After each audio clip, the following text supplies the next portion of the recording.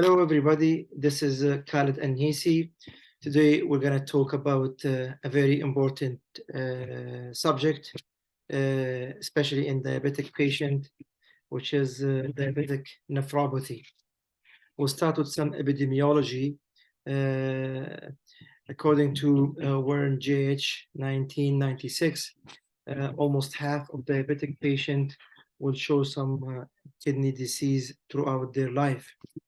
Here in Canada, diabetes is the leading cause for kidney disease. We can talk now about some risk factors for diabetic nephropathy. Start with having diabetes for a long time, uncontrolled diabetes, dyslipidemia, obesity, smoking, hypertension. Stages of diabetic nephropathy. Diabetic nephropathy is a slow and progressive disease. Usually start with albuminuria and then affecting filtration rate and shows decrease in estimated glomerular filtration rate, and then eventually leads to end-stage renal disease. Stages of diabetic nephropathy can be usually start with the early stages will be hyperfiltration and shows increase of the estimated glomerular filtration rate. Then after that will show persistent albuminuria in the early stages of diabetic nephropathy. This then progresses toward the end-stage renal disease, which usually takes minimum of 5 years, sometimes even longer. Something to add here, progression of the kidney disease in diabetic patient varies from patient to patient. Stages of diabetic nephropathy can be summarized in 3 stages. The first stage is normal, which will show negative urine dipstick, and then the random urine albumin to creatinine ratio will be less than 2 milligram per millimole. And then the 24 hours collection for albumin and creatinine will be less than 30 milligram per day. Stage 2, which is we call the microalbuminuria, that's still the urine dipstick will be negative. And then the random urine albumin to creatinine ratio will be between 2 and 20 milligram per millimole. And then the 24 hours collection urine for albumin and creatinine will be between 30 and 300 milligram per day. Stage 3 will be overt nephropathy, which will be urine dipstick will be positive. Second thing, the random urine albumin creatinine to ratio, albumin to creatinine ratio will be more than 20 milligram per millimole. And then the 24 hours urine collection for albumin creatinine will be more than 300 milligram per day.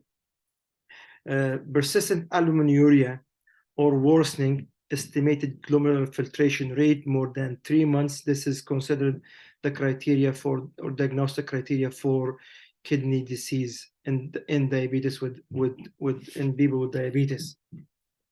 Screening for diabetic nephropathy and diabetic kidney disease, according to Whenever 1979, for type 1 diabetes, usually not expected to have a kidney disease at the time of their diagnosis. So they are recommending, Diabetes Canada is recommending to start screening after 5 years of diagnosis of the type 1 diabetes.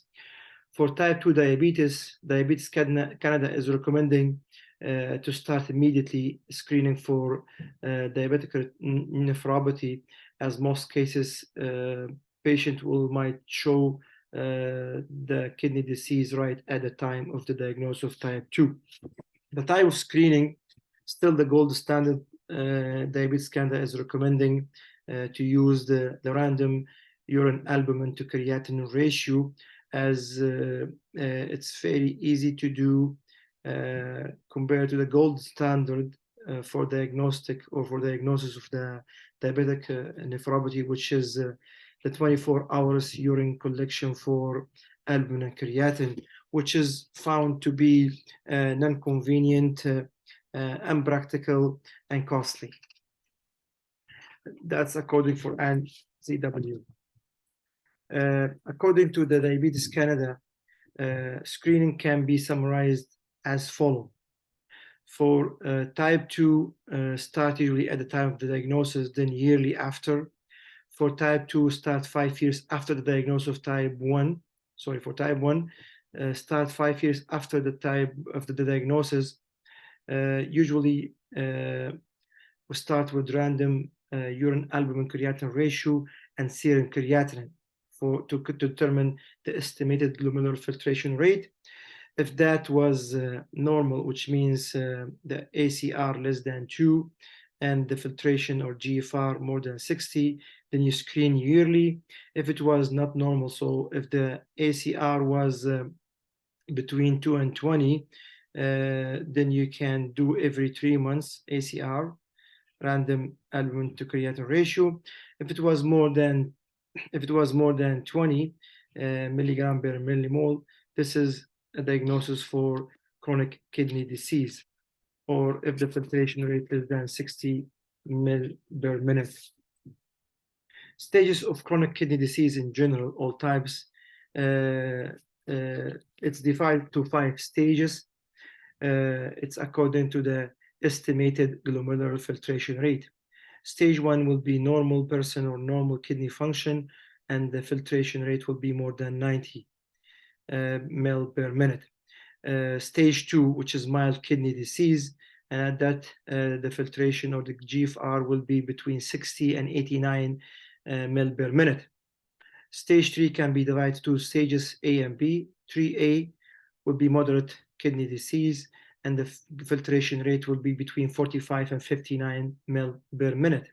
Stage 3B will be moderate 2 kidney disease, and the filtration rate will be between 30 and 44 ml per minute. Stage 4, which is severe kidney disease or severe renal disease, the GFR, the filtration rate, will be between 15 and 29 ml per minute. And then stage 4 or stage 5, which is the end stage renal disease, and the filtration rate will be less than 15 ml per minute. Now we can talk about prevention and treatment for the diabetic nephropathy. 4 or 5 things has to be taken in consideration here to prevent plus slow the progression of the disease.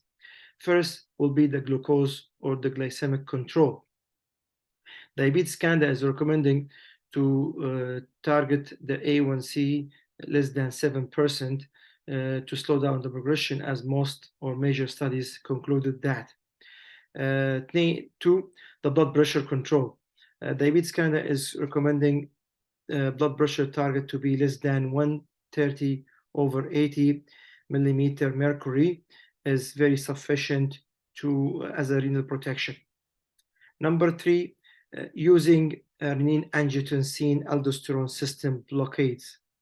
Those are 2 types of medication. First, the angiotensin renin blockers. The second one is the angiotensin converting enzyme inhibitors.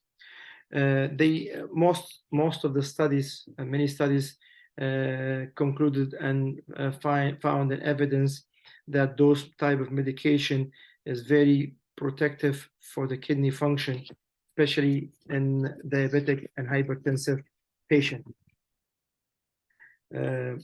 Number 4, sodium glucose co-transporter 2 inhibitor medications, which is there's 2 major studies.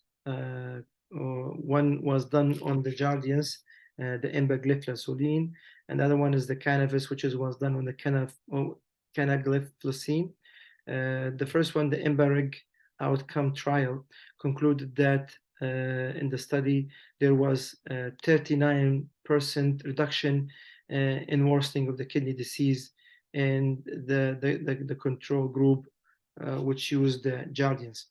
The second study, the Canvas program trial study, concluded 40% of patients who used the Canagliflozin found to be 40% reduction in worsening of the kidney function. Sick day medication to be avoided. When diabetic patient is sick for other reasons, that might lead to dehydration, like a flu or a gastric or diarrhea or vomiting, Diabetes Canada is recommending to patient to avoid certain medication because those might worsen the kidney function due to the dehydration mostly. The common one, the three one, usually one is non-steroidal anti-inflammatory medication. 2 is the diuretics in general. 3 is the blockers of the RAAS, renin-angiotensin-aldosterone system. That's the end of the topic for today. Thanks for listening. I will attach the references at the bottom of the video. Thank you very much.